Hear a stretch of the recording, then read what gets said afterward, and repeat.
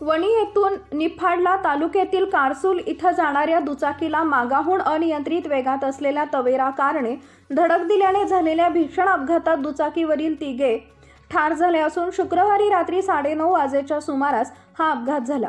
याबाबत पोलिसांनी दिलेली माहिती अशी: मंगेश रमेश हेलीम वय वर्ष 23, विजय रमेश हेलीम वय वर्ष 16, गौरव तुकाराम पवार वय वर्ष 20, सर्व राहणार कारसूळ तालुका निफाड असं तिघे युवक MH15 BA 2229 या क्रमांकाच्या दुचाकीवरून वणी येथून कारसूळ इथं शुक्रवारी रात्रीच्या सुमारास जात असताना मागाहून भरधाव वेगात MH19 AP 9933 या क्रमांकाची तवेरा कार भरधाव वेगात आली व या कारने पुढे जात असलेल्या दुचाकीला जबर धडक दिली।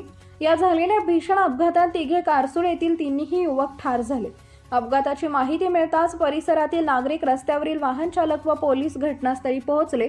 तोपर्यंत अपघात करून तवेरा कार चालक जखमींना वैद्यकीय उपचारासाठी मदत न करता घटनास्थळावरून फरार झाला होता।